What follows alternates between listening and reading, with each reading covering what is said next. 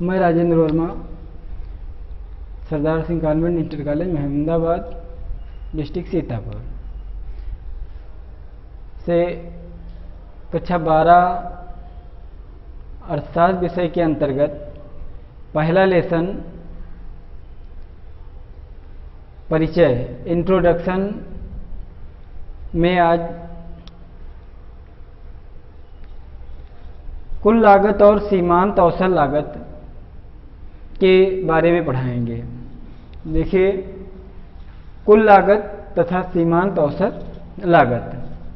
कुल लागत, तो कुल लागत क्या होती है? कुल लागत क्या होती है? किसी वस्तु की सभी इकाइयों के उत्पादन में जो समस्त धन व्यय होता है उसे कुल लागत कहते हैं। किसी वस्तु की सभी इकाइयों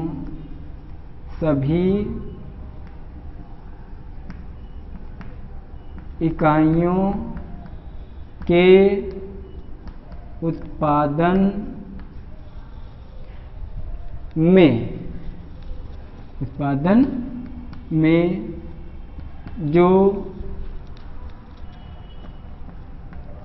समस्त व्यय होता है उसे कुल लागत कहते हैं। कुल लागत कहते हैं। यानी किसी वस्तु की सभी इकाइयों के उत्पादन में जो समस्त व्यय होता है उसे कुल लागत कहते हैं। यानी जितना व्यय होता है, खर्च होता है, यानी धन जितना खर्च होता है उसे कुल लागत कहते हैं।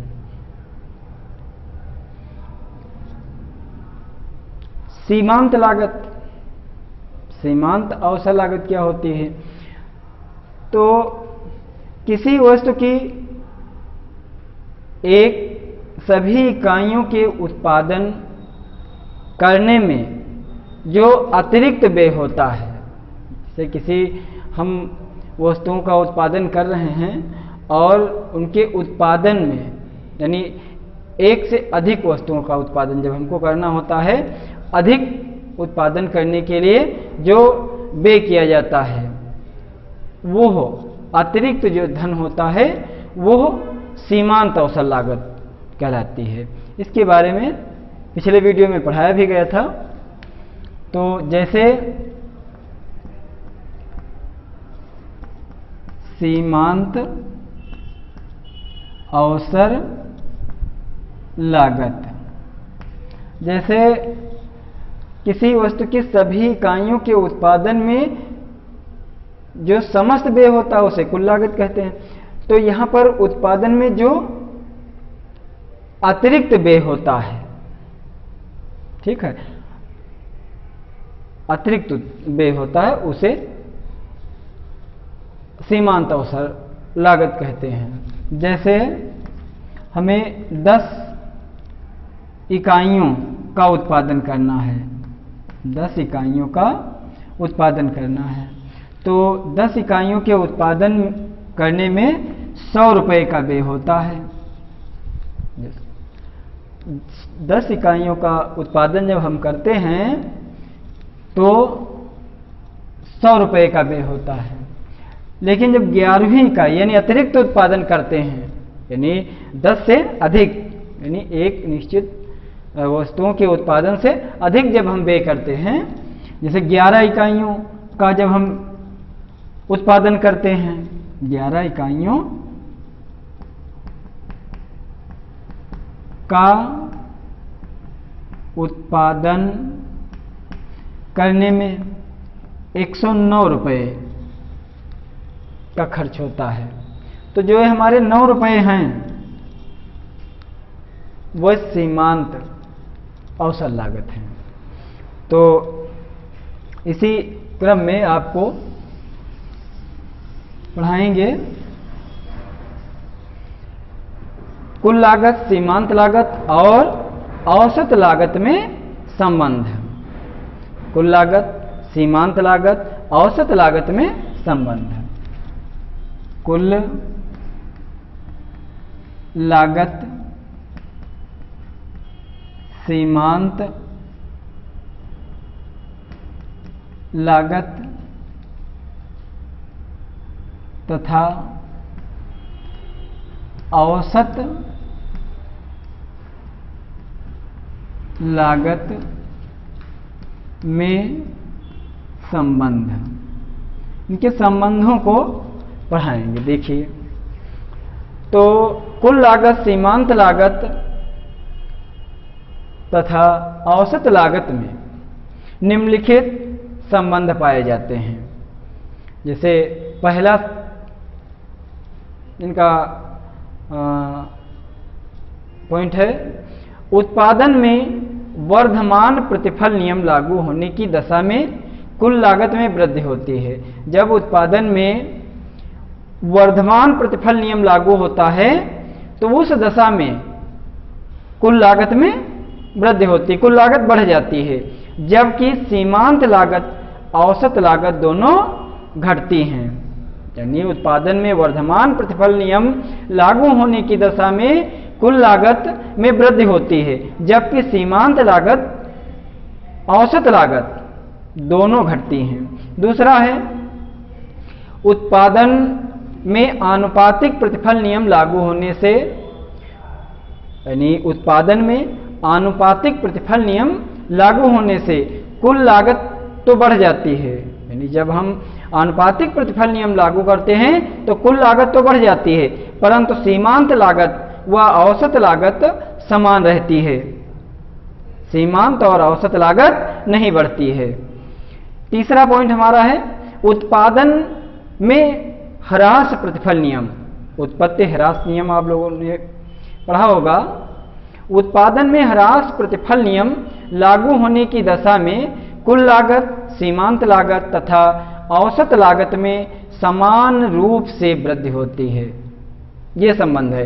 यानी जो जब उत्पत्ति ह्रास नियम यानी ह्रास प्रतिफल नियम लागू होता है, उसके लागू होने की दशा में कुल लागत, सीमांत लागत तथा औसत लागत में यानी तीनों में समान रूप से वृद्धि होती है। सीमांत लागत औसत लागत की अपेक्षा अधिक तेजी से बढ़ती है। फिर इनका आपको अंतर पढ़ाएंगे। कुल लागत, कुल अवसर लागत, कुल अवसर लागत तथा सीमांत अवसर लागत में अंतर। कुल अवसर लागत तथा सीमांत अवसर लागत में अंतर। इनमें अंतर क्या है? तो देखिए, अंतर आप लोगों को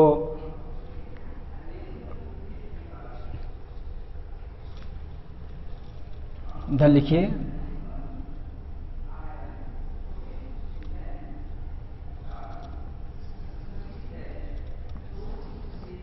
लिखिए, कुल अवसर लागत, इधर है सीमांत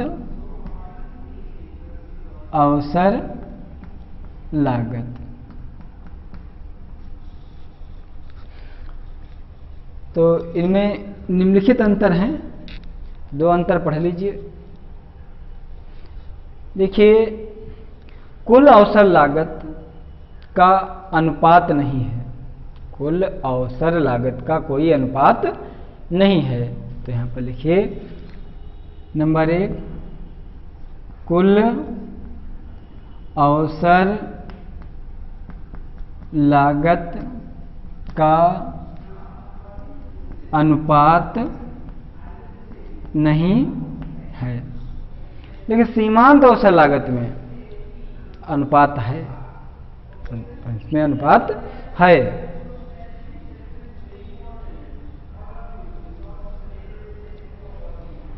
देखिए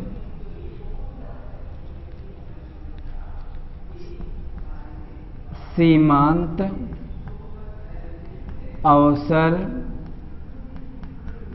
लागत, सीमांत अवसर लागत उत्पादन की हानि, उत्पादन की हानि तथा लाभ का अनुपात है, लाभ का अनुपात है। सीमांत अवसर लागत उत्पादन की हानि तथा लाभ का अनुपात है। फिर नेक्स्ट है कुल अवसर लागत में, कुल अवसर लागत सभी इकाइयों के उत्पादन की लागत को प्रकट करती है। कुल अवसर लागत उत्पादन की सभी, उत्पादन की सभी, उत्पादन की, उत्पादन यानी कुल अवसर लागत सभी इकाइयों, कुल अवसर लागत उत्पादन की सभी, उत्पादन की सभी प्रकार की लागत को प्रकट करती है, करती है। यानी कुल अवसर लागत उत्पादन की सभी प्रकार की लागत को प्रकट करती है। जो कुल लागत है वह उत्पादन की सभी प्रकार की लागत को दर्शाती है। लेकिन सीमांत अवसर लागत जो है उत्पादन की एक अन्य इकाई की लागत को प्रकट करती है। यानी सीमांत अवसर लागत उत्पादन, अभी जैसा आपने पढ़ा था कि अतिरिक्त जो इकाई का उत्पादन हो, अतिरिक्त इकाई, तो सीमांत अवसर लागत उत्पादन की एक अन्य इकाई की लागत है, उत्पादन की एक अन्य इकाई की लागत को प्रकट करती है।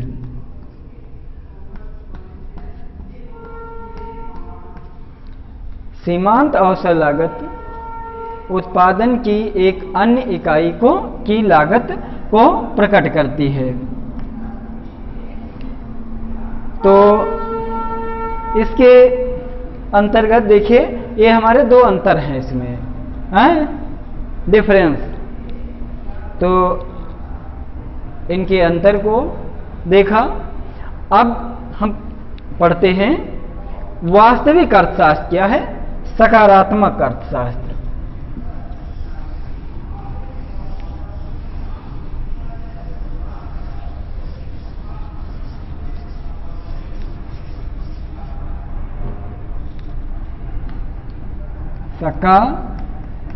सकारात्मक या वास्तविक अर्थशास्त्र।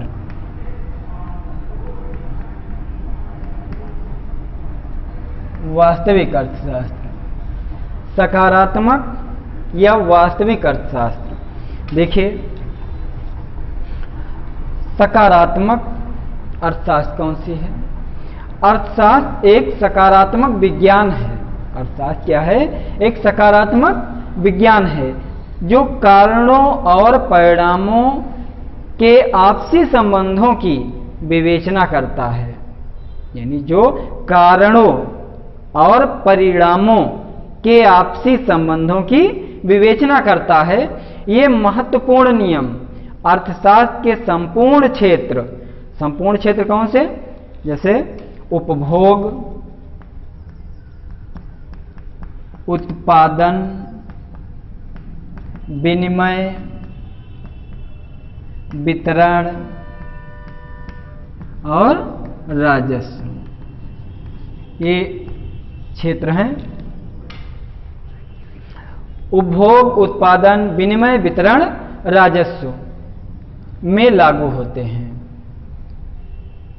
तो इसके अंतर्गत जो गरीबी रेखा के नीचे जीवन यापन करने वालों की संख्या हमारे देश में है, वो कुल जनसंख्या का 22% है। लेकिन सन 2020 में यह संख्या और अधिक बढ़ जाएगी। यह संख्या और अधिक बढ़ जाएगी।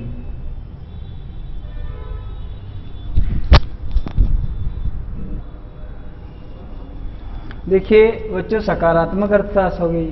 फिर उसके बाद नियामक अर्थशास्त्र दूसरा है।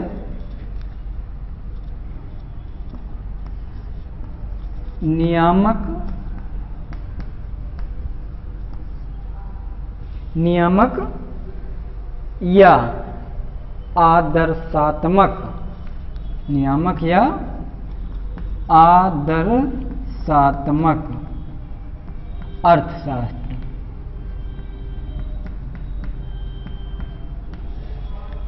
नियामक अर्थशास्त्र क्या है? अर्थशास्त्र नियामक विज्ञान है। नियामक अर्थशास्त्र जो है एक विज्ञान है, क्योंकि इस शास्त्र में केवल उपभोग, उत्पादन, विनिमय, वितरण, राजस्व से संबंधित समस्याओं का अध्ययन किया जाता है, बल्कि उनके वांछित आदर्श भी बताता है। अध्ययन तो किया ही जाता है, लेकिन उनके वांछित आदर्श भी बताता है। इनके आदर्श क्या हैं? राष्ट्रीय आय का वितरण किस प्रकार होना चाहिए? जो राष्ट्रीय आय का वितरण है वो किस प्रकार का होना चाहिए? देश में पूर्ण रोजगार की स्थिति कैसे प्राप्त की जाए? तो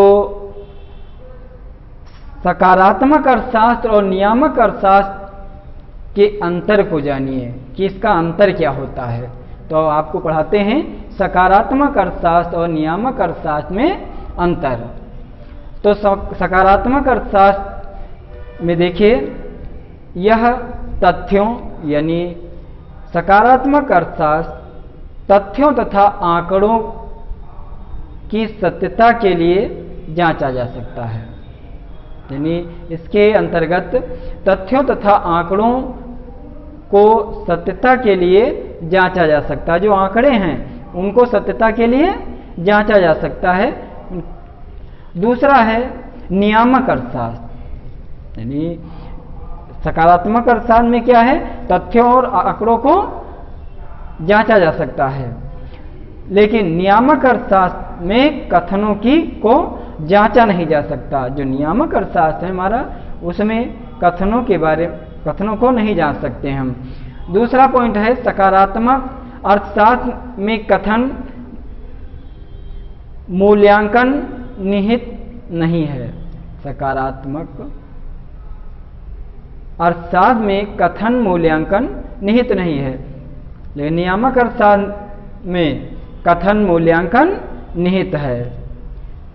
फिर अगला अंतर, सकारात्मक अर्थशास्त्र भूत यानी पिछले, वर्तमान इस समय तथा भविष्य आने वाले, भविष्य के आर्थिक मुद्दों से संबंधित है। सकारात्मक जो अर्थशास्त्र है वो भूत का, वर्तमान, भविष्य तीनों कालों से संबंधित है। लेकिन नियामक अर्थशास्त्र आर्थिक मुद्दों, आर्थिक समस्याओं पर अर्थशास्त्रियों के विचारों से संबंधित है। वो आर्थिक मुद्दों से संबंधित नहीं है, वो आर्थिक विचारों से संबंधित है कि अर्थशास्त्रियों के विचार क्या हैं।